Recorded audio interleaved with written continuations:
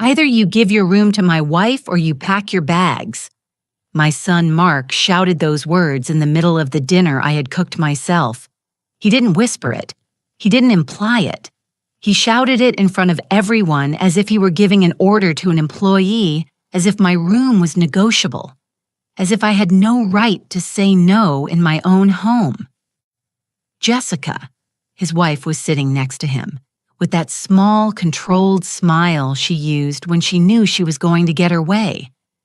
My sister-in-law, Carol, looked away, uncomfortable, but saying nothing. My granddaughter, Emily, pressed her lips together and lowered her head. No one defended me. No one said a word. And I, Eleanor Vance, 69 years old, a widow, a devoted mother for decades, just sat there feeling something inside me break in a strange way. It wasn't sadness. It wasn't anger. It was clarity. For the first time in a long time, I saw the situation exactly as it was. My son was kicking me out of my own room as if I were a piece of furniture that needed to be moved. I didn't cry. I didn't beg. I took a deep breath, set my silverware on the table, and said in a voice so calm it surprised even me, "All right, Mark, I'll go pack my bags."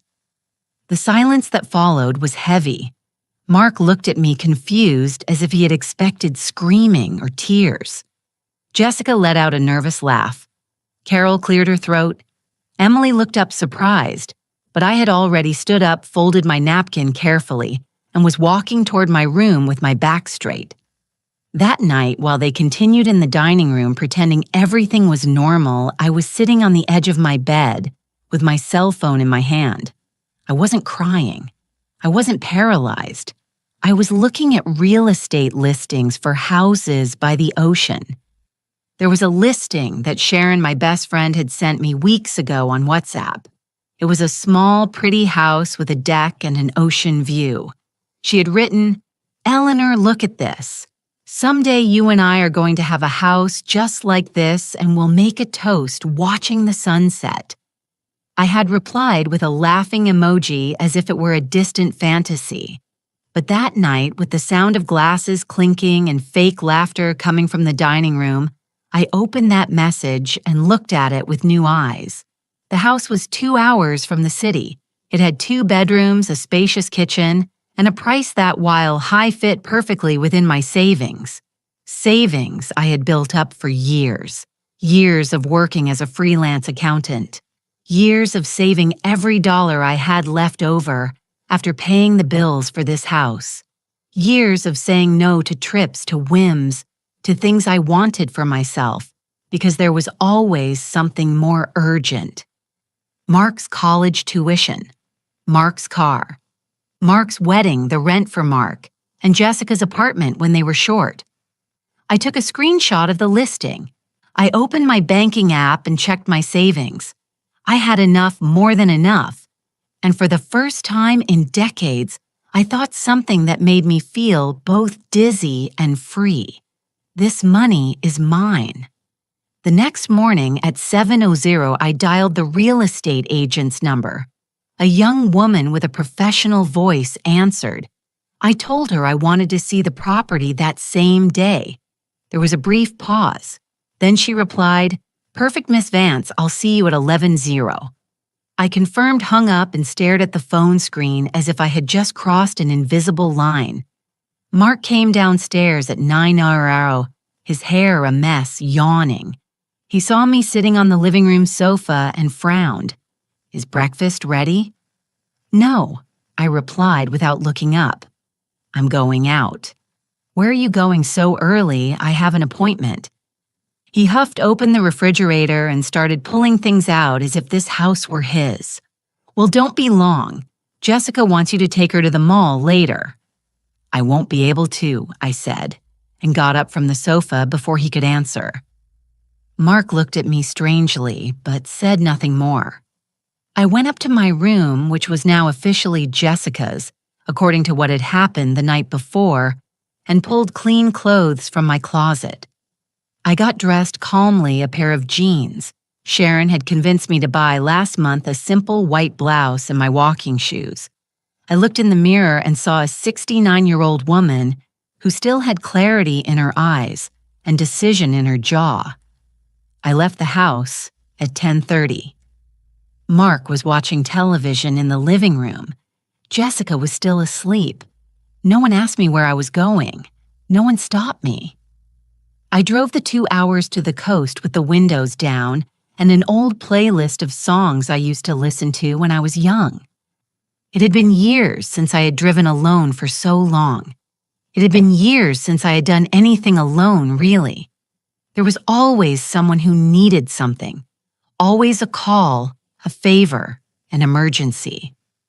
But that day, driving down the highway with the wind hitting my face, I felt light. I arrived at the house at 11 sharp. The real estate agent was already there, a man in his 50s with a white button-down shirt and a friendly smile. "Miss Vance, a pleasure. Come on in." The house was even nicer in person. Small, yes, but bright. The windows looked directly out at the ocean. The deck had enough space for a table and some chairs. I could picture myself there drinking coffee in the mornings, reading, listening to the waves. "What do you think?" the agent asked. "I think it's perfect," I replied. He smiled. "Do you want to think about it for a few days?" "No," I said. "I want to buy it now." The agent looked at me surprised, as if he wasn't used to someone deciding so quickly. "Are you sure, Miss Vance?" "This is a big decision. I've been making decisions for 69 years. I told him, this is the first one I'm making just for me. He nodded, still a bit taken aback, but pulled the papers from his briefcase. He explained the details. The price was $180,000. I could make the wire transfer in 2 days. The house was free of liens and ready for closing. I nodded as he spoke, but in my mind, I was already doing the math. I had $210,000 saved. I would have $30,000 left over for whatever came next. I signed the first documents right there on the empty kitchen table of that house that already felt like mine. The agent gave me his card, explained the next steps, and told me I could move in within 72 hours if I wanted. "Perfect," I said. "I want to move in 72 hours." I left the house with the temporary keys in my hand and stood on the deck looking at the ocean. The waves came and went with a steady, predictable, calm rhythm. They didn't ask for anything. They didn't demand anything. They just existed. I took out my phone and took a picture of the horizon. I sent it to Sharon on WhatsApp with a simple message. "I did it," she replied in seconds. "What did you do?" "I bought the beach house." There was a long pause. Then the messages started pouring in one after another. "You're not serious, Eleanor. Answer me. Did you really buy the house?" When, "How does Mark know?" I laughed to myself on that empty deck. Mark doesn't know anything I wrote, and I'm not going to tell him until I'm already living here. Sharon called me immediately. I answered, and before I could speak, she was already screaming with excitement. "Eleanor Vance, I can't believe you did it. I'm so proud of you. Tell me everything. What happened? What did Mark say when you told him I haven't told him anything yet?" I replied, "Yesterday at dinner, he yelled at me that I either give Jessica my room or pack my bags. So I'm going to do exactly that. I'm going to pack my bags and I'm going to leave." Sharon was quiet for a moment. Then she sighed. "That boy has no idea who he messed with, does he?" "No," I said, looking at the ocean. "He has no idea." I returned to the city that same afternoon. I drove slower, in no hurry, enjoying the ride. When I got back to the house, it was almost 6 in the evening. Mark was in the living room watching some show on TV. Jessica was in the kitchen preparing something using my pots, my stove as if she already owned the place. "Where were you?" Mark asked without looking up from the screen. "Taking care of things," I replied and went straight up to my room. I closed the door and stood in the middle of the room looking at everything I had accumulated over the years. Framed photos of Mark as a child, the watch my husband gave me before he died, the quilt I had bought on a trip to Waka, the books stacked on the nightstand. Everything had a story, a memory, a piece of my life. But none of it made me feel at home anymore. I pulled 2 large suitcases from the closet and started packing. Clothes first, then shoes, important documents, jewelry, photos that I actually cared about, not the ones I kept out of obligation. I worked in silence for hours. No one came up to ask what I was doing. No one knocked on the door. At 10:00 at night, Mark shouted from downstairs, "Mom, are you going to make dinner or what?" "No," I shouted back, "order something." There was a silence. Then I heard murmuring. Probably Mark complaining to Jessica, but they didn't come up. They didn't insist. They were used to me always giving in to me, always fixing things to me, always being available. I kept packing. The next day, very early, I called Sharon. "I need you to do me a huge favor," I said. "Anything," she replied. "I need you to come with me to the title company. I'm putting this house up for sale." There was a brief silence. Then Sharon said in a firm voice, "I'll be there in half an hour." I ate breakfast alone in the kitchen. Mark and Jessica were still sleeping in my room. I washed my mug, dried it, and put it away. Then I looked in my phone for the contact of Susan Hayes, a lawyer I knew from my walking group. I texted her on WhatsApp, "Susan, I need urgent legal advice regarding a property sale and my will. Do you have time this week?" She replied quickly, "I have time today at 4:00. Does that work for you?" "Perfect," I wrote. Sharon arrived at 9:00 sharp. She rang the doorbell and I stepped out before Mark came downstairs.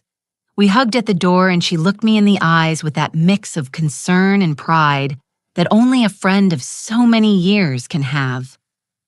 "Are you sure about this?" she asked me. "More sure than I've been about anything in my life," I replied.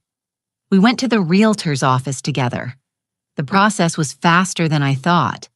I listed the house at a fair market price, $320,000.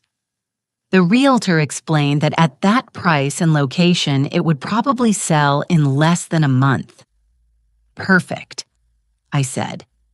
Sharon took me to a cafe afterward. We sat at a table by the window and she ordered 2 cappuccinos. And now, what she asked, "Now I wait for everything to close. This house and the beach house is almost mine. When everything is settled, I'm leaving. No dramatic goodbyes, no long explanations. I'm just leaving. And Mark is going to have to learn to live without using his mother as the solution to all his problems." Sharon smiled and raised her cup. "I'll drink to that." We clink-keyed our coffee mugs as if they were champagne glasses. That afternoon, I went to my appointment with Susan. Her office was small but tidy, filled with law books and perfectly labeled folders. She greeted me with a firm handshake and offered me water. "Tell me what you need, Eleanor." I told her everything. The dinner. Mark's shout, the purchase of the beach house, the sale of this house. She listened without interrupting, taking notes in a legal pad. When I finished, she set her pen on the desk and looked at me seriously. "Does Mark know any of this?" "No," I replied, "and I don't want him to know until it's done." "I understand," Susan said. "Legally, he doesn't have to know anything. The house is in your name. Your savings are yours. You aren't married. You have no obligation to inform him of your financial decisions." "Good." But Susan continued, "I need you to think about something important. What happens if Mark reacts badly? What if he tries to sue you or claim something?" "Let him try," I said. "I don't owe him anything. I gave him everything for 42 years. That's enough. Susan nodded. Then we're going to do this right. I'm going to prepare a document that makes it clear your assets are yours, and any future transfers will be on your terms. I'm also going to update your will. My will? Yes. Because if anything happens to you, I want you to have total control over who receives what. Is there anyone besides Mark, my granddaughter, Emily? I said. She's always been different. She's always treated me with real affection, not obligation. Perfect. We'll include her. I left that office feeling something I hadn't felt in years. Control. Control over my life, over my money, over my future.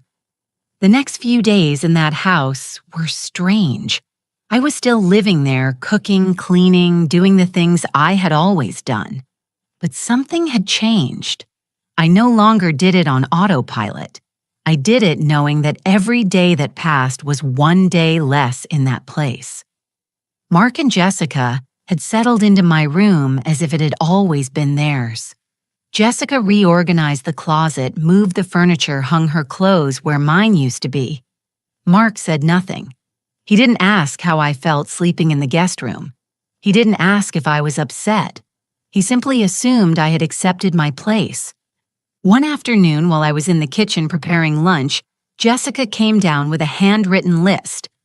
"Eleanor," she said without a greeting, "I need you to go to the grocery store and buy these things. Mark and I are inviting some friends over on Saturday." She handed me the list. I read the items.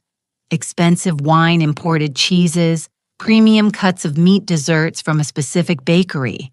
It all easily added up to over $200. "And who is going to pay for this?" I asked without looking up from the paper. Jessica looked at me as if the question was absurd. "Well, it's your house." "Ah," I replied, folding the list carefully. "I thought it wasn't my house anymore. I thought it was yours now." She frowned. "Don't start with the drama, Eleanor. You know what I mean." "Yes, I know exactly what you mean," I said, handing the list back to her. "If you want to have a party, fine. But you're paying for it." Jessica's mouth fell open, stunned. "What's wrong with you? Why are you acting like this?"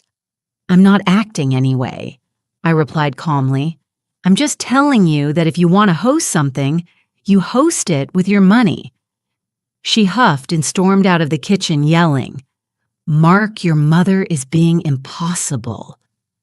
Mark came down the stairs looking annoyed. "What is it now?" "Your mother says she won't pay for the food for the get-together on Saturday," Jessica said, crossing her arms. Mark looked at me as if I were a spoiled child. "Mom, don't be difficult. It's just one meal." "Exactly," I said. "It's just one meal which you two can pay for." "And what has gotten into you lately?" Mark asked, raising his voice. "You've been weird since last week. You talk back. You don't help. It's like you're annoyed that we're here." "I'm not annoyed that you're here," I said, looking him straight in the eye. "I'm annoyed that you treat me like I work for you. Nobody is treating you like that," Jessica said. "No," I asked. "Then what do you call what happened at dinner last week? What do you call shouting at me to pack my bags if I don't give you my room?" There was an uncomfortable silence. Mark looked away. Jessica pressed her lips together. "You were exaggerating, Mom." Mark finally said, "I didn't shout at you. I just asked you to be reasonable." "You asked me to be reasonable," I repeated slowly. "By shouting at me in front of everyone, it was a misunderstanding." Jessica chimed in with a soft voice, the one she used when she wanted to seem like the peacemaker. "We were all stressed. Mark didn't mean to say it like that, but he did say it like that," I replied. "And you two ended up with my room. So I guess the misunderstanding worked out well for you." Mark snorted. "You know what? I'm not arguing about this. If you don't want to help with the food, don't help. We'll figure it out." Perfect, I said, and went back to what I was doing. They went back up to the room, muttering to each other. I heard fragments. She's unbearable. I don't know what's wrong with her. She never used to be like this. They were right. I never used to be like this. I used to say yes to everything. I used to apologize for things that weren't my fault. I used to live to please them. That night, after everyone had gone to sleep, I went down to the living room and sat on the sofa with my phone. I opened my chat with Sharon and wrote, "Every day I spend here makes me realize how much time I wasted being the person they wanted me to be." She replied immediately despite the hour. "But you're not wasting time anymore. Now you're taking it back." I smiled in the darkness of the living room. The next day, the real estate agent called me. "Miss Vance, I have good news. I already have 3 people interested in seeing your house. Can we schedule viewings for this week?" "Yes," I replied, "but I need them to be at specific times between 10:00 in the morning and 2:00 in the afternoon when my son isn't here." The agent didn't ask any questions. He just said, "Perfect.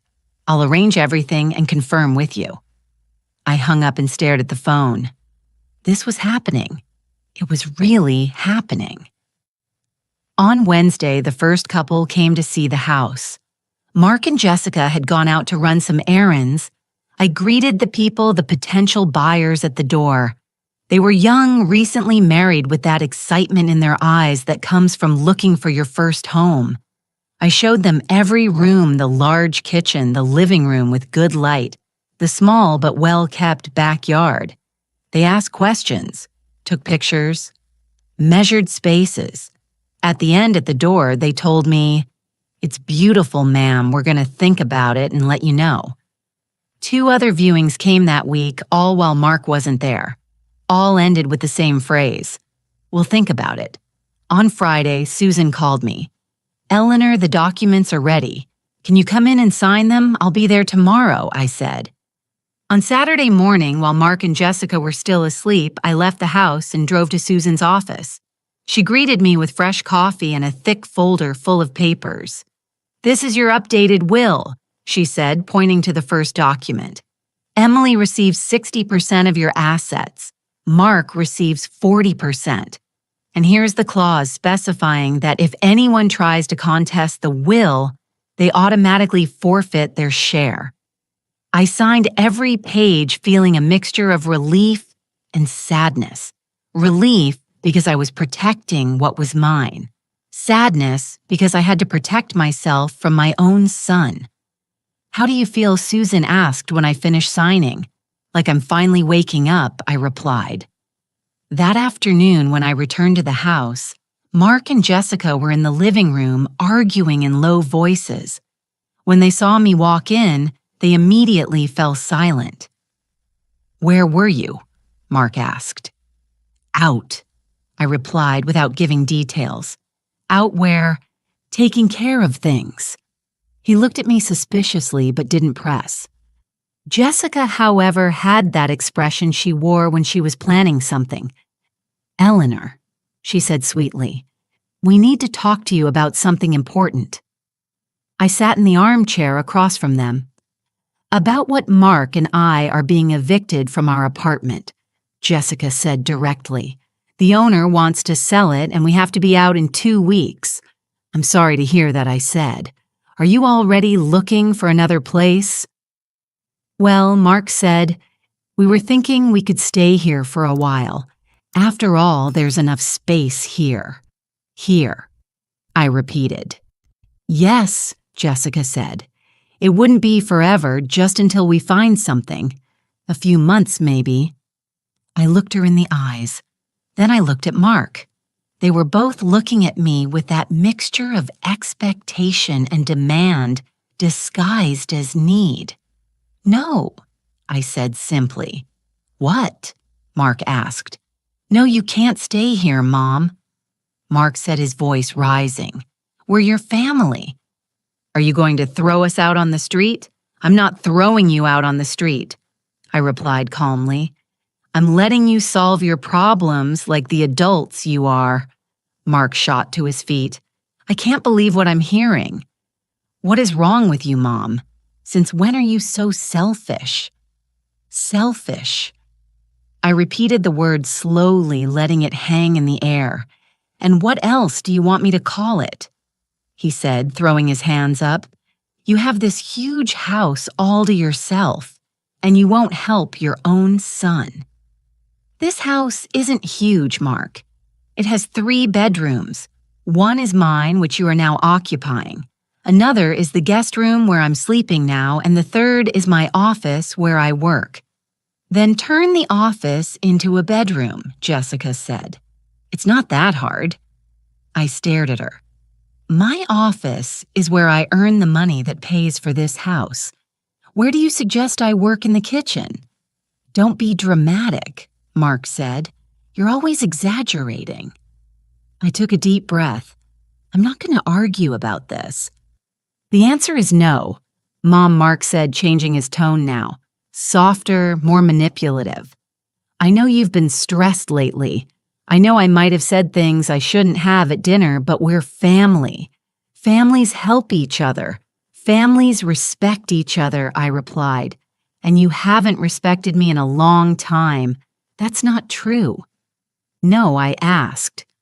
What do you call shouting at me to pack my bags if I don't give you my room? Respect, I already apologized for that. He was lying. He hadn't. He had never said it. But I knew inventing it was his way of getting out of the conversation. No, Mark. You didn't apologize. You didn't even acknowledge you did it. Jessica intervened with that victim-like voice she knew how to use so well. Eleanor, we are really in a difficult situation. We have nowhere to go. Are you really going to turn your back on us? You are adults with jobs, I replied. You can rent another place. You can get a loan. You can do what millions of people do when they need housing. But you're his mother, Jessica insisted. Mothers are supposed to help. And I did, I said, getting up from the armchair. I helped for 42 years. I paid for your college, Mark. I bought you your first car. I loaned you money for the wedding. I've helped you with rent more times than I can count. I've helped enough. I can't believe you're being this way, Mark said with a trembling voice, pretending to be on the verge of tears. My own mother denying me a roof over my head. I'm not denying you a roof, I said, walking toward the stairs. I'm denying you my roof. There's a difference. I went up to my room, the guest room, and closed the door. I heard Mark and Jessica talking downstairs, their voices rising in volume. I heard stray words, ungrateful, unthankful, selfish, bitter old woman. I sat on the bed and opened my phone. I texted Sharon. It just happened. They asked to move in. I told them no. She replied with an audio message. Her voice sounded proud. Eleanor Vance, you are my hero. How did they take it? As expected, I wrote, they called me selfish. Oh, please, Sharon replied in another audio. Selfish is what they've been to you their entire lives. You're just setting boundaries. That's not selfishness. It's survival. I smiled at the screen. Thanks, Sharon. That night, Mark and Jessica went out without telling me where. They came back late after midnight. I heard them come up the stairs, go into my old room, and close the door harder than necessary. On Sunday morning, I woke up early as usual. I went down to the kitchen and made coffee just for myself. I no longer made breakfast for everyone. I no longer set the table for 3. I just served my own cup, my toast, my fruit. Mark came down around 11 nuiro looking like he hadn't slept well. He saw me sitting at the table reading the news on my tablet and said nothing. He went straight to the coffee pot, poured himself a cup, and stood leaning against the counter staring at me. What? I asked without looking up. Nothing, he said. I'm just wondering what happened to you. What happened to me? I repeated. Yeah, you used to be different. You used to care about your family. I put the tablet down on the table and looked at him directly. I used to care so much about my family that I forgot about myself. That's the difference, he snorted. That sounds like something you read in a cheap self-help book. It sounds like something I should have understood 30 years ago, I replied. Mark slammed his mug down on the counter. You know what, Mom, do whatever you want. You've always done what you wanted anyway. I laughed. It was a short, almost bitter laugh. Mark, if I had done what I wanted, I would have traveled the world when your father died. I would have gotten the master's degree I always wanted. I would have lived alone peacefully. But no, I stayed here taking care of you, helping you, waiting for you to value me just a little. I do value you, he said, but without conviction. No, Mark, you use me. And there's a huge difference between valuing and using. He fell silent. He had no answer for that because he knew it was true.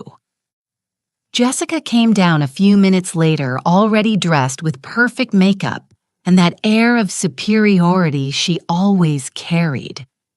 Good morning, she said without looking at me. Good morning, I replied. She poured herself coffee and sat next to Mark.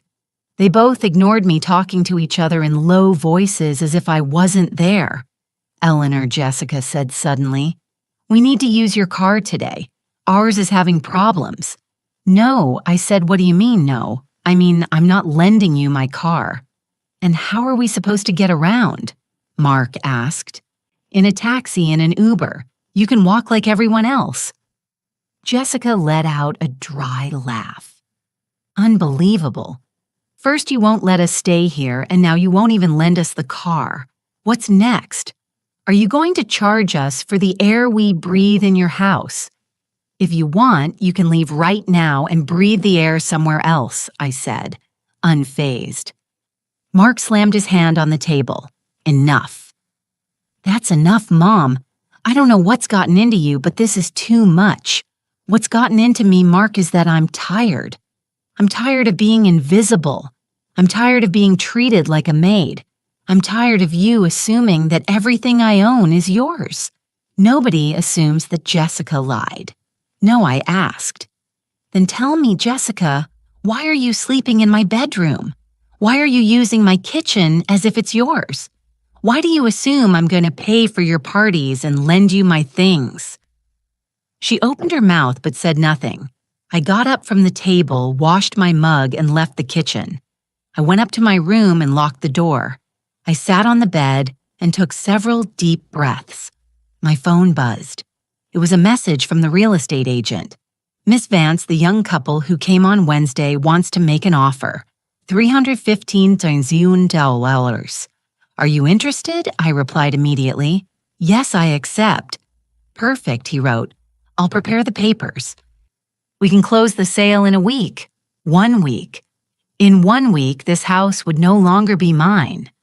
And Mark had no idea. That afternoon, while they were upstairs, I went down to the living room and started packing things discreetly. Photos, I really wanted to keep books that mattered to me. Documents. I put everything in boxes that I hid in the guest room. Mark and Jessica didn't notice a thing. They were too busy with their own drama. On Monday morning, while Mark and Jessica were still sleeping, I left the house with 3 boxes in the car. I took them to a storage unit I had rented the week before. It was a small space just enough to hold the essentials until I moved to the beach house permanently. The employee at the storage facility helped me register my name and handed me the keys. Are you moving a lot of things? She asked kindly. Just the important stuff, I replied. I returned home before noon. Mark was in the living room with his laptop working from the sofa. He watched me come in but said nothing. I went straight up to my temporary room and continued organizing. That afternoon, I got a message from Susan. Eleanor, the buyer for your house, wants to move up the closing. They can be ready by Thursday. Does that work for you? I stared at the message for several seconds. Thursday. 3 days. In 3 days, this house would officially stop being mine. Perfect, I wrote. Thursday is fine. I immediately called Sharon. I need you to come with me on Thursday to sign the sale of the house. I'll be there, she said without hesitation. Do you know when you're moving to the beach Friday? I replied. I'm signing the sale on Thursday, and on Friday, I'm gone. And Mark is going to find out on Thursday night when it's too late to turn back. Sharon was quiet for a moment. Are you sure you want to do it that way? Completely sure, I said. If I tell him beforehand, he'll try to manipulate me to make me feel guilty to convince me not to do it. I've made my decision and I'm not letting him change it. You're right, Sharon said. You're stronger than you think, Eleanor. I'm learning to be, I replied. The next few days were strange. I was still living in that house, walking the halls, cooking in the kitchen, but mentally I was already gone. I was at the beach, in my new house, in my new life. Mark and Jessica noticed my distance, but they interpreted it as a passing anger. They thought that eventually I'd get over it, that I'd go back to being the same compliant mother I'd always been. On Tuesday, Jessica tried a different strategy. She came into the kitchen while I was making lunch, a forced smile on her face. Eleanor, she said sweetly, I know things have been tense lately, and I want you to know that I'm sorry. I looked at her without saying anything. Really? She continued. Mark and I have been so stressed about the apartment, and I think we haven't been fair to you. Uh-huh, I said, continuing with what I was doing. What I mean is, we value everything you do for us, and we want to make it up to you. Make it up to me, I asked. Yes, she said, pulling out her phone. Look, I found this spa that has an all-day package. Massages, facial, everything.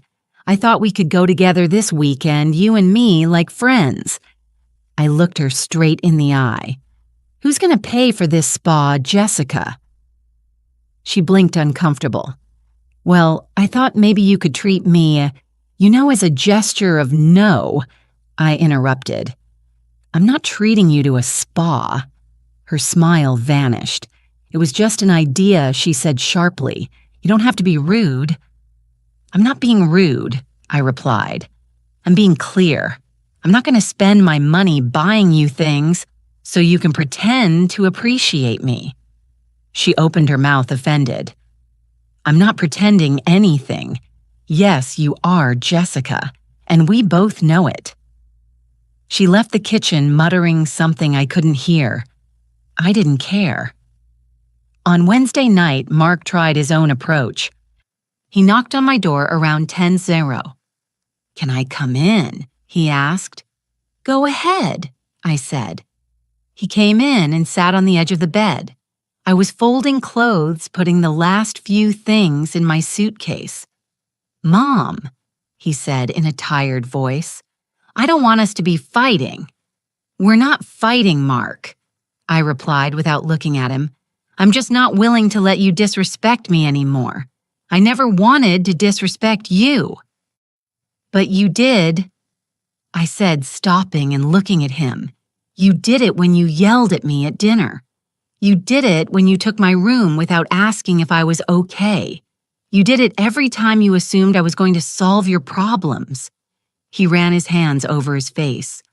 I don't know what else you want me to do. I already said I'm sorry.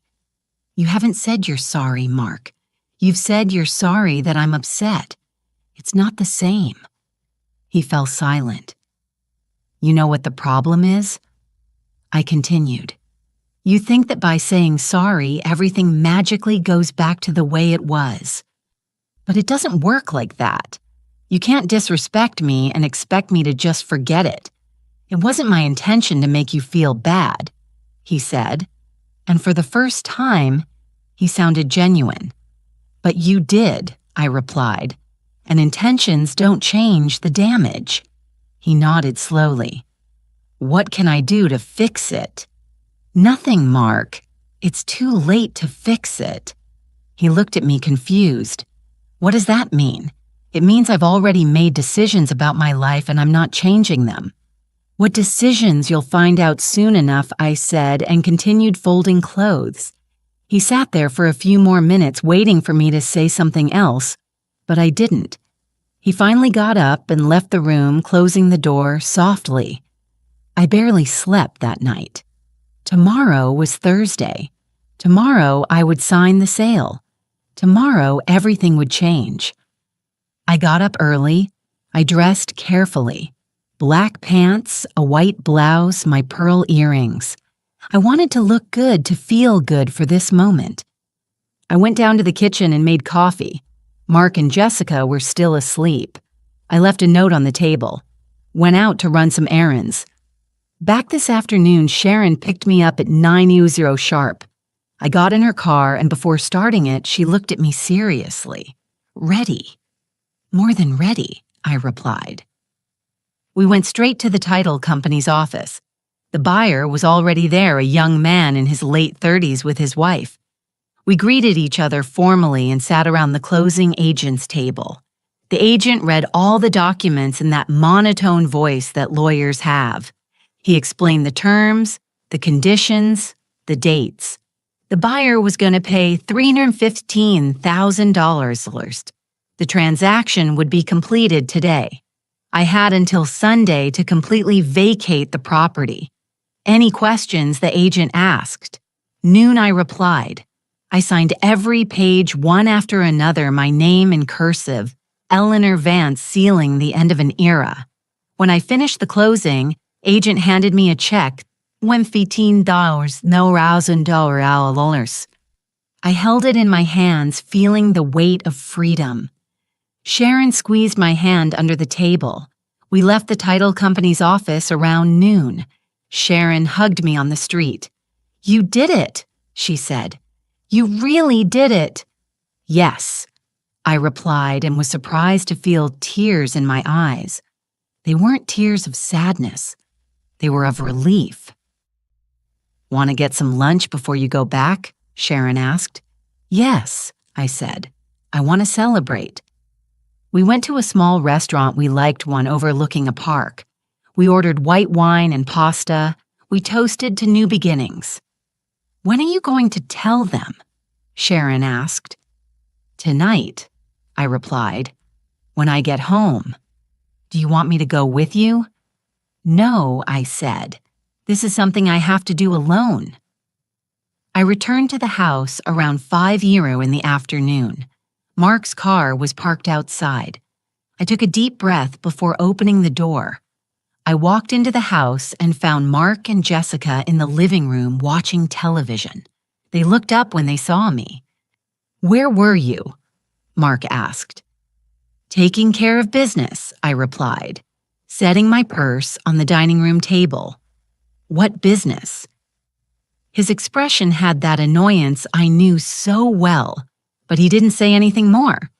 I went up to my room and sat on the bed for several minutes, mentally preparing myself for what was next. At 7:00, I came back down. Mark was in the kitchen making himself a sandwich. Jessica was still in the living room, phone in hand. "Mark, Jessica," I said from the kitchen doorway, "I need to talk to you." Mark put the knife down on the counter. "About what?" "Come to the living room, please."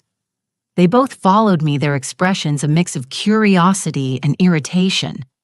We sat down them on the sofa, me in the armchair. I took a deep breath and spoke in a clear, firm voice. "I sold the house." There was absolute silence. Mark stared at me as if he hadn't understood the words.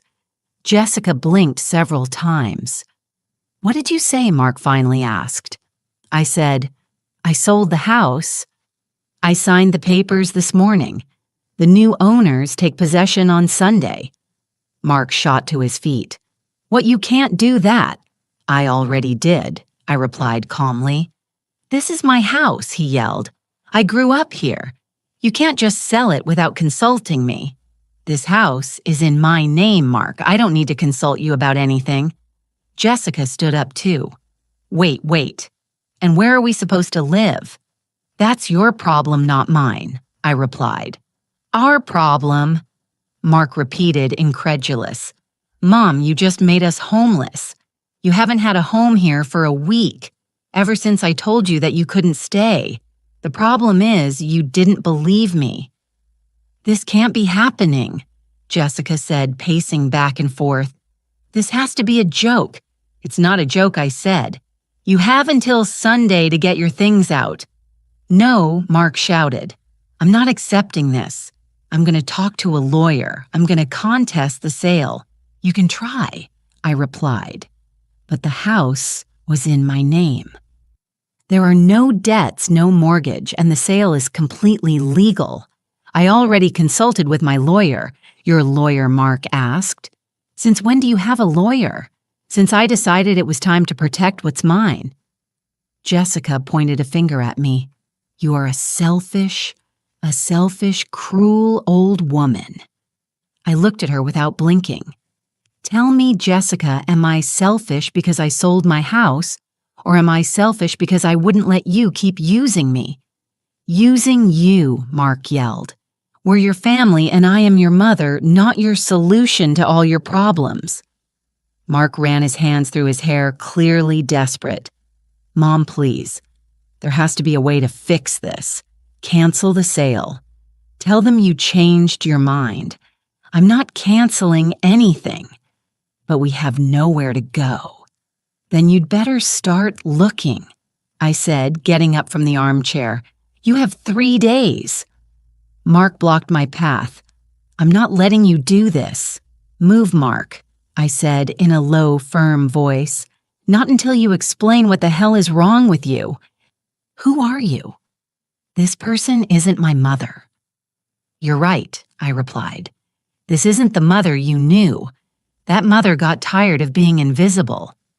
This mother decided to live for herself. I gently pushed him aside and went up the stairs. I heard Jessica screaming downstairs. This isn't over. We're going to sue you. Go ahead, I shouted from the top of the stairs. Talk to all the lawyers you want. I went into my room and locked the door. I sat on the bed and waited for my heart to stop pounding so hard. I had done it. I had told them the truth and the sky hadn't fallen. My phone rang. It was Sharon. Did you tell them? Yes, I replied. How did they react? As expected, screaming threats, drama. Are you okay? I'm perfect, I said, and was surprised to realize it was true. I didn't sleep that night. I heard Mark and Jessica arguing late into the night, their voices rising and falling, alternating between rage and panic. At one point, I heard Jessica crying. Mark called someone on the phone, probably a lawyer, but from what I could overhear, they told him the same thing he already knew. The sale was legal. Friday morning, I went down to the kitchen early.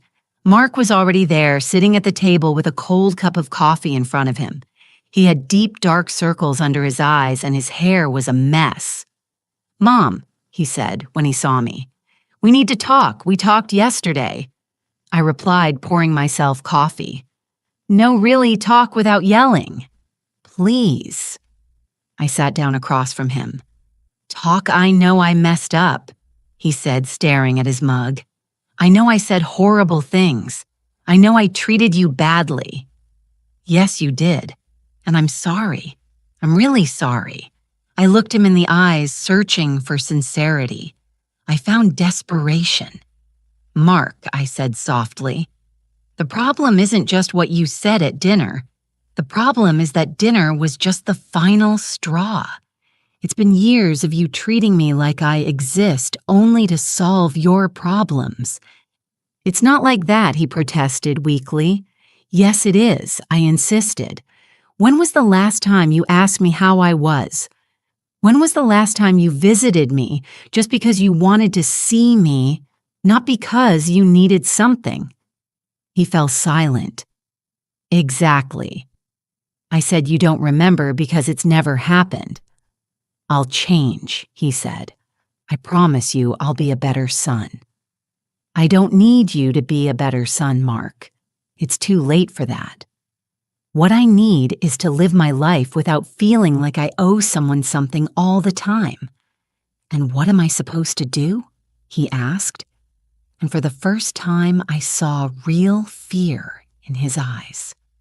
What all adults do, I replied. You'll figure it out. Jessica came down at that moment also with dark circles, also disheveled. She looked at us both and then poured herself coffee without a word. The atmosphere in the house that Friday was tense and silent. Mark and Jessica spent most of the day in their room on the phone looking for apartments, talking to potential landlords, moving their small life from one place to another. I continued packing my things calmly. Every object I packed was one step closer to my freedom. In the mid-afternoon, my phone rang. It was an unknown number. Miss Vance, a young woman's voice said. Yes, this is she. It's Emily, my granddaughter, the only person in this whole family who had treated me with genuine affection. Hi, sweetie, I said, my voice softening. Grandma, she said, and she sounded worried. My dad called me. He told me you sold the house. Yes, Emily, I sold it. Is it true, completely true? There was a pause. Then she said, Good, good. I asked, surprised. Yes, good. I heard what my dad said to you at dinner last week. I was there, remember, I was so embarrassed. I was so angry, but I didn't know what to say. I felt a lump in my throat. What you did is right, Grandma Emily continued. You deserve to live your life. You deserve respect. And if my dad won't give it to you, then you deserve to get away. Thank you, sweetie, I said, my voice breaking. Where are you going to go? She asked. I bought a house on the beach, I replied. Small, quiet, with an ocean view. That sounds beautiful. It is. Can I visit you? She asked shilly. Anytime, Emily. You will always be welcome. After hanging up with Emily, I sat in my room looking out the window. Hearing her support had been like receiving a hug after days of coldness. At least someone in this family understood. Saturday dawned overcast. I woke up early and continued packing. I already had 4 full suitcases and 6 sealed boxes. Sharon was coming later to help me take everything to the storage unit. I went down to the kitchen and found Jessica sitting at the table with her laptop open. Her eyes were red as if she'd been crying all night. Good morning, I said neutrally. She didn't even look up. She didn't answer. I poured myself coffee and leaned against the counter. The silence was thick, uncomfortable. We found an apartment, Jessica said finally without looking at me. It's awful small old in a bad neighborhood, but it's the only thing we can afford. I said, nothing. It costs $200 a month. She continued, more than double what we were paying, and they want 2 months deposit plus the first month. That's $3,600 we don't have. She kept talking as if I was going to offer to help, as if this was all a negotiation. We're going to have to borrow money, she said finally, looking at me. Probably from my sister, who will never let us forget she had to bail us out. You're still waiting for me to offer to pay for it, aren't you? I asked. You're his mother, Jessica replied. I thought you'd at least care. I care about Mark, I said. What I don't care about is continuing to be his permanent solution to problems he creates for himself. We didn't create this, she said, raising her voice. You created this. You left us homeless. You had a home, I replied calmly. An apartment you were renting which you lost because you couldn't pay. That's not my fault. We could have stayed here. No, you couldn't. This is my house, and I decided to sell it. You're cruel, Jessica said, her voice trembling. I always thought you were a good person, but you're cruel. I looked at her directly. Do you know what's cruel, Jessica? What's cruel is shouting at someone to pack their bags in their own home. What's cruel is taking someone's bedroom without asking. What's cruel is assuming someone exists only to serve you. I never did that. Yes, you did.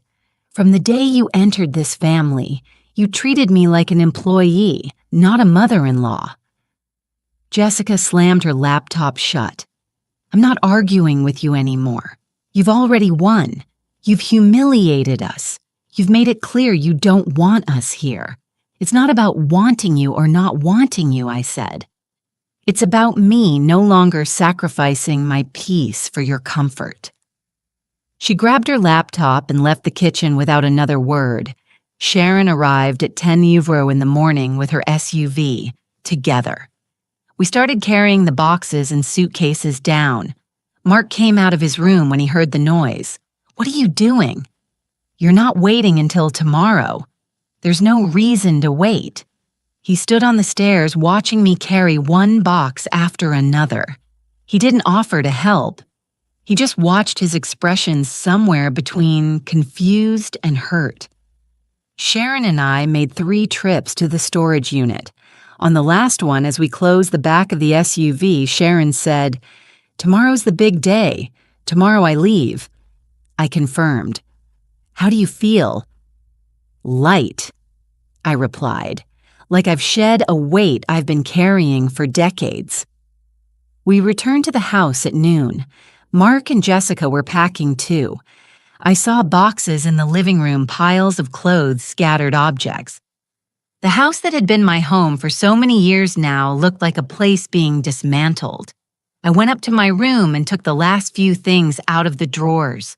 Old photos, letters, documents, everything fit in one small box. It was surprising how little I actually needed. That night, I made dinner just for myself. A simple plate of pasta. Mark and Jessica ordered takeout and ate in their room. We didn't see each other all evening. Around 9:30, someone knocked on my door. It was Mark. "Can I come in?" "Go ahead." He came in and stood awkwardly by the door. "You're leaving tomorrow," he said. "Yes." "Do you know where you're going?" "To the beach. You bought another house." "Yes." He was quiet for a moment. Then he asked, "How long have you been planning this?" "Since the night of the dinner," I replied. "Since you yelled at me." Mark looked down. "I didn't think you'd go this far." "Neither did I admitted. But once I made the decision, I knew it was the right one. Is there anything I can say to make you change your mind? No, Mark. Not anymore." He nodded slowly. "Are you going to be okay alone in a new house, far from everything I'm going to be better than ever?" I said with conviction. "And us? You're going to have to learn to be okay without me."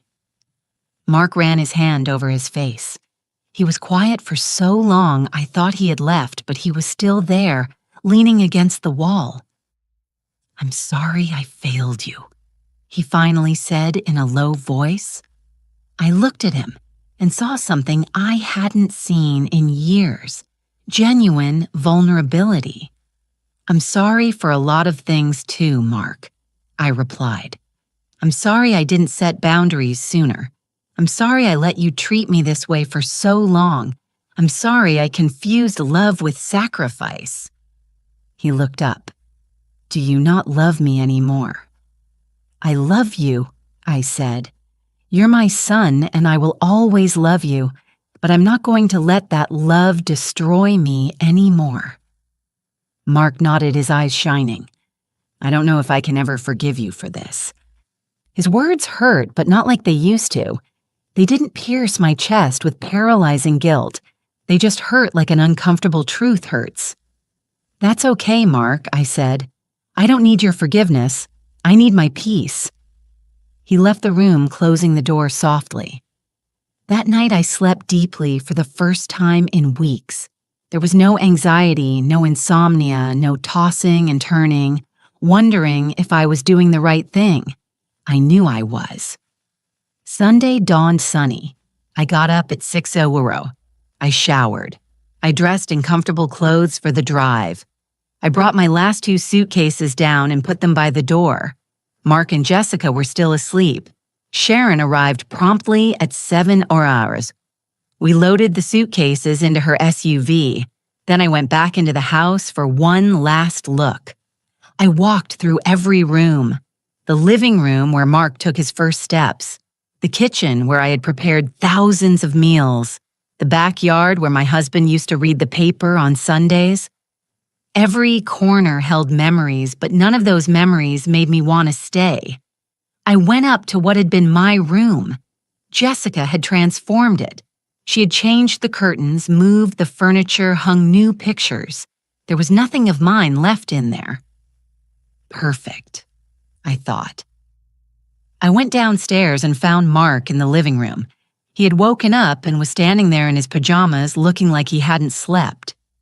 "You're leaving?" he asked. "Yes. Can I have your new address?" "I'm going to give it to Emily," I replied. "If she decides to share it with you, that's her decision." Mark clenched his jaw. "So that's how it's going to be.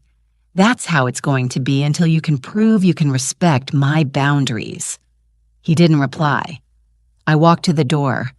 Before leaving, I turned around one last time. "Take care of yourself, Mark. You too, Mom," he said, his voice breaking. I walked out of the house and closed the door behind me. I didn't look back.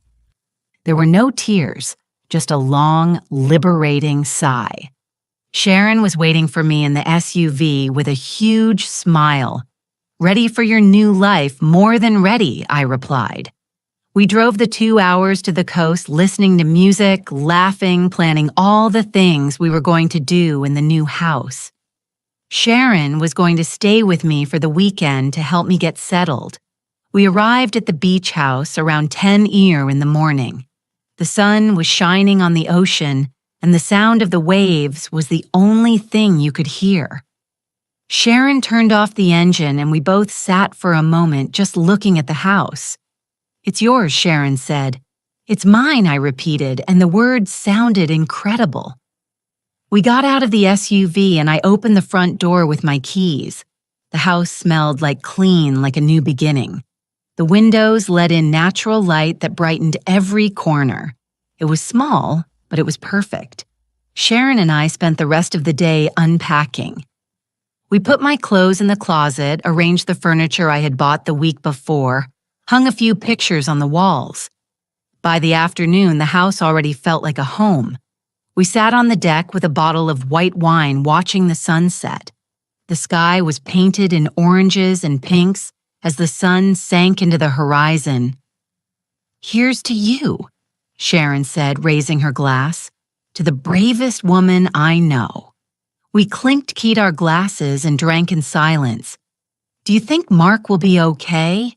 I asked after a while. "Eventually he'll be okay," Sharon replied. "But that's not your responsibility, Eleanor. I know, but he's still my son. And you're still a person who deserves to live without guilt." She was right. I knew it. But decades of being a mother don't get erased overnight. That night, after Sharon went to sleep in the guest room, I stayed on the deck alone looking at the stars.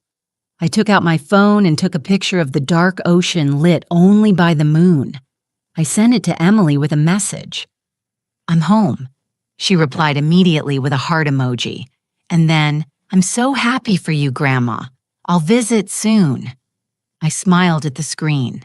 Then another message came in. It was from a number I didn't have saved, but I recognized the area code. It was Mark. "Mom," the message read. "Jessica and I got the apartment. We're moving in tomorrow. Just wanted you to know." I didn't reply. Not because I wanted to be cruel, but because there was nothing to say. Another message arrived 5 minutes later. "I know you're angry and I get it, but I hope someday we can talk." I put the phone away and went back to watching the ocean. The following days were filled with a peace I hadn't experienced in years. I woke up to the sound of the waves, ate breakfast on the deck, walked on the beach, read and cooked just for myself. There was no yelling, no demands, no guilt. Sharon stayed with me all week. In the afternoons, we'd walk along the boardwalk. visit the local markets, try small restaurants. It was like being on a permanent vacation. On Wednesday, while we were having coffee at a cafe facing the ocean, my phone rang. It was Carol, my sister-in-law. "Eleanor," she said when I answered, "I need to talk to you." "Hi, Carol." "What's wrong?" Mark told me everything about the house, the move, all of it. "Uh-huh," I said, bracing for the lecture. "And I want you to know that I am on your side." I was quiet, stunned. "What Mark did to you at that dinner was horrible," Carol continued. "I was there. I heard it. And I was ashamed I didn't say anything. But I was in shock. I couldn't believe my nephew would talk to his mother like that. Thank you for saying that," I replied, feeling relieved. "You did the right thing by leaving," she said. "You did the right thing selling the house. Sometimes family hurts you more than strangers, and you don't have to stay just because they're family." Carol and I talked for almost an hour. She told me she had spoken to Mark, that she had told him exactly what she thought of his behavior, that Mark had gotten defensive at first, but eventually admitted he had been wrong. "He's scared," Carol said. "Scared that he's lost you, but he still doesn't understand that he caused this himself. Someday he'll understand," I said. "Or he won't. But it's not my problem anymore." When I hung up, Sharon looked at me curiously. "Who was that Carol?" I replied. "She called to tell me I did the right thing." Sharon smiled. "The world is lining up in your favor, Eleanor." That afternoon, while we were walking on the beach, I received another message, this time from Jessica. It was a long message.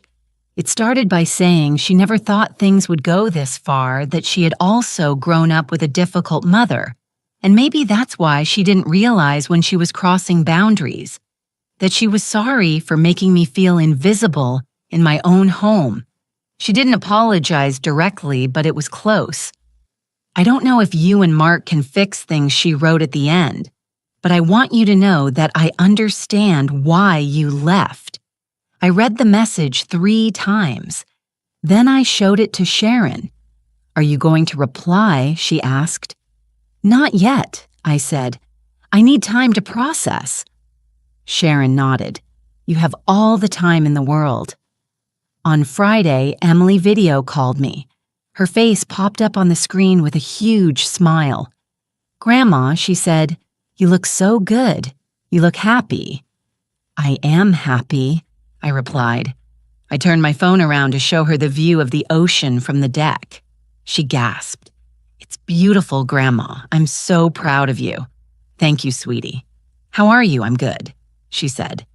"I went to help my dad with the move yesterday. The apartment is small, but it's clean. I think they're going to be okay." "I'm glad to hear that." "Dad asks about you," Emily said hesitantly.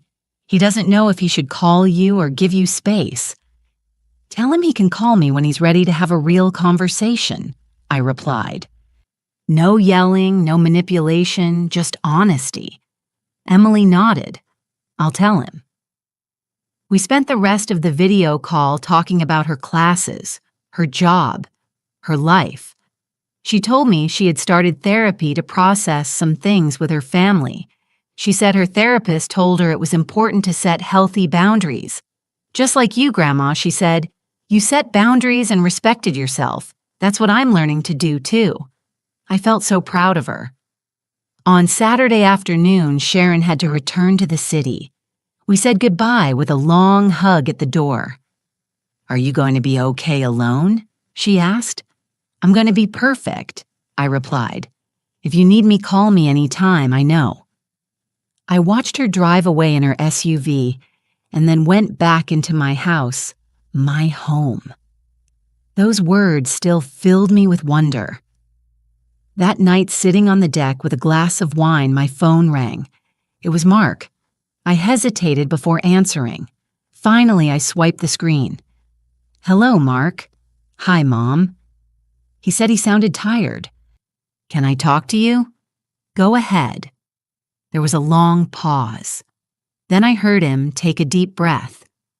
I've been thinking a lot this week about what happened, about what I said about how I treated you. I'm listening. I said not making it easy for him. You were right. He said finally about everything. I treated you like you were my solution for everything. I yelled at you when I should have respected you. I took your space as if it was my right. And I never ever asked you how you were or what you needed. I didn't respond. I let the silence do its work. And I know apologizing isn't going to fix everything, he continued. I know I caused damage that will take time to heal, but I want you to know that I am sorry. I am truly sorry. His voice cracked at the end. Thank you for saying that, I replied calmly.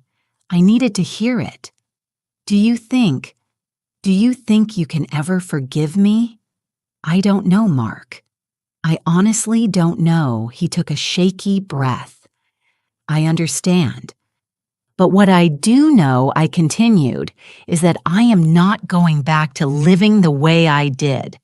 I'm not going to be the mother who says yes to everything. I will not sacrifice my peace for your comfort. I'm not going to ask you to, he said. I don't know. I want to have a relationship with you. A real one. Not one where I only call you when I need something. I'd like that, I said. But it's going to take time and it's going to require you to actually change, not just say you're going to change. I will, he promised. I'll show you. We hung up shortly after. There were no exaggerated promises, no instant reconciliation, just a small first step towards something that might someday become a healthier relationship.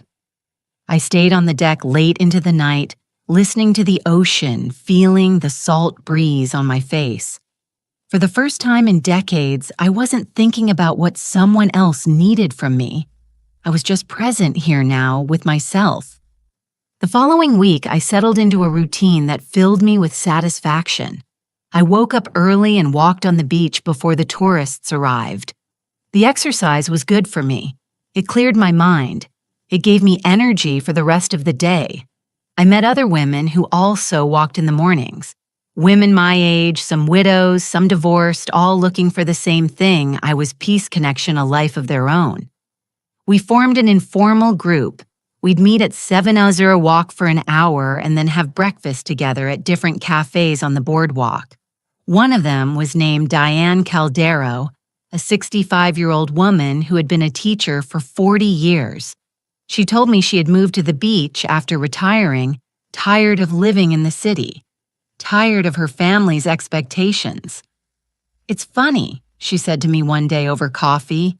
We spend our whole lives taking care of others.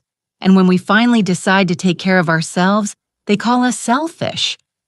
Exactly, I replied, as if having your own life is a crime. We became fast friends. Diane introduced me to her circle. Women who played cards on Tuesdays, who went to yoga on Thursdays, who hosted dinners on Saturdays. They welcomed me with open arms. For the first time in years, I had a social life that didn't revolve around my family. I had friends who called me to go out, not to ask for favors. I had plans that I made because I wanted to, not because someone else needed them.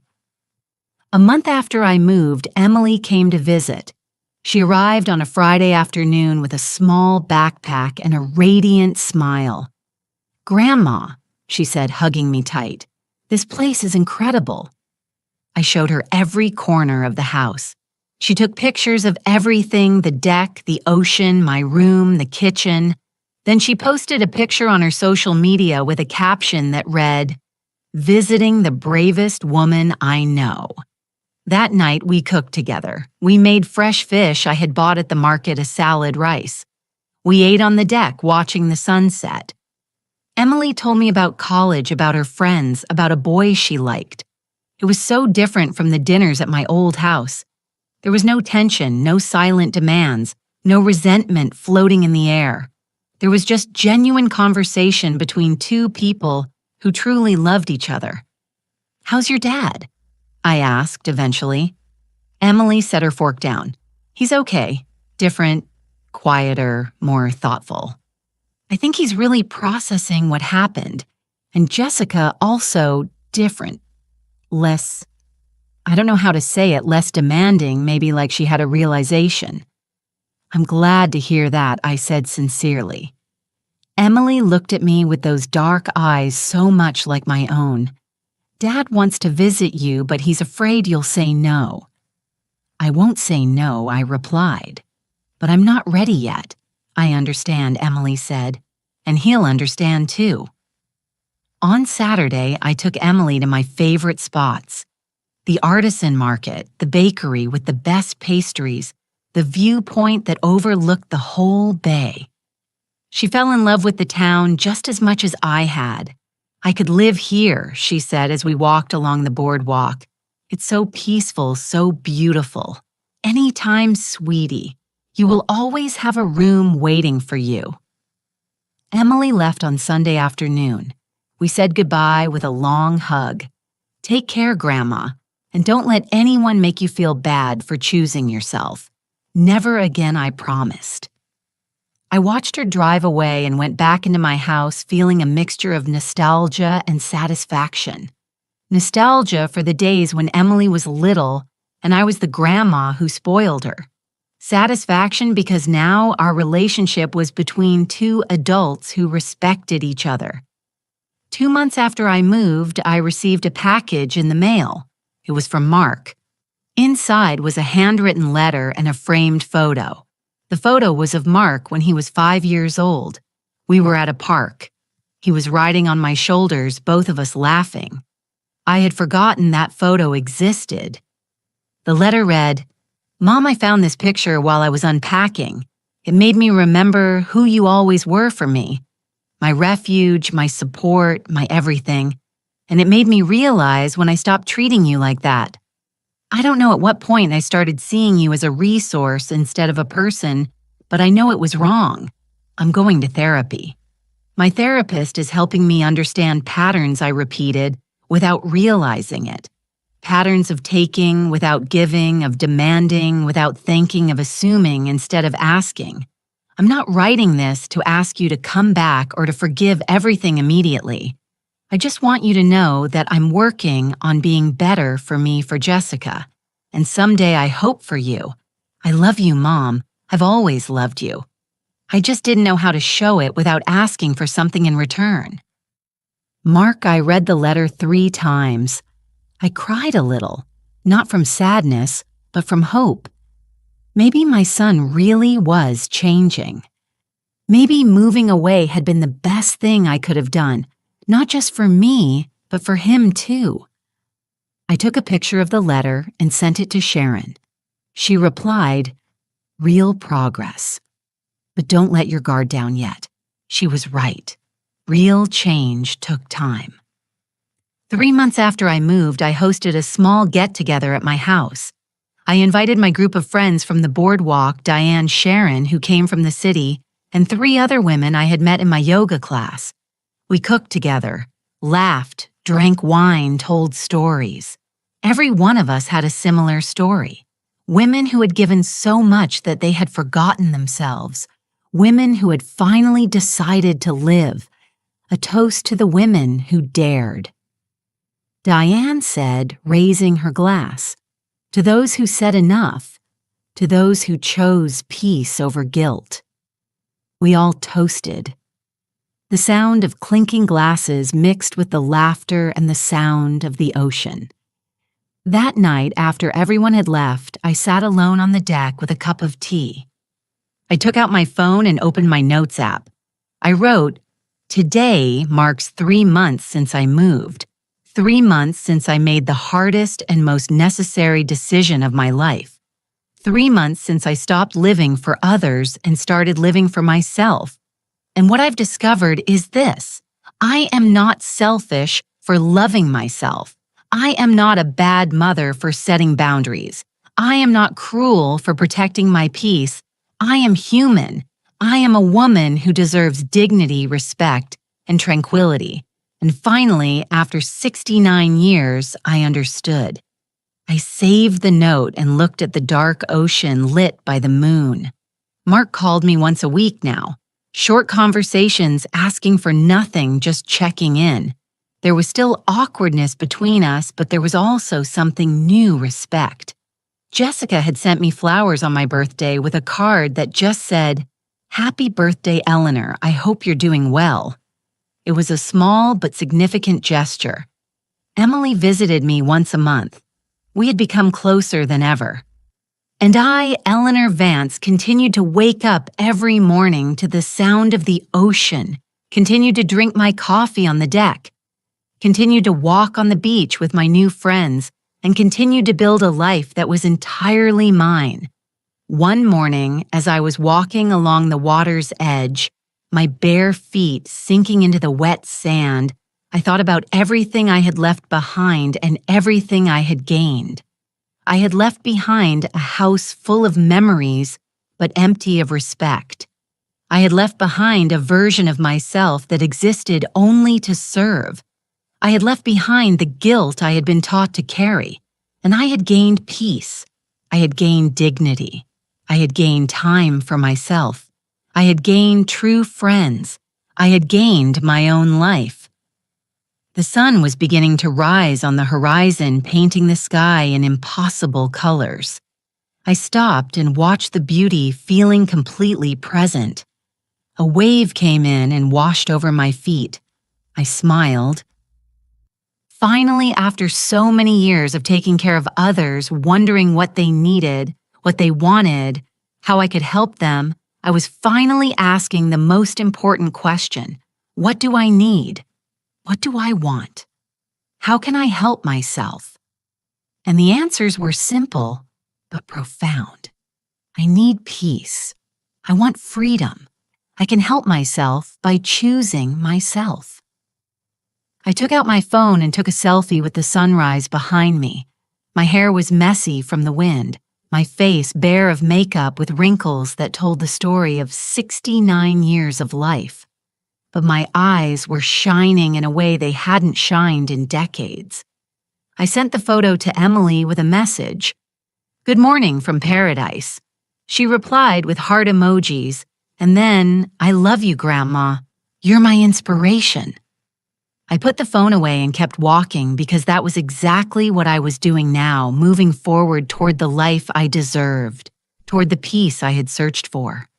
Finally, after so many years of being a mother, a wife, a caregiver, a savior, after so many years of being everything to everyone but myself, I was the one deciding who to take care of. And I had chosen to take care of me.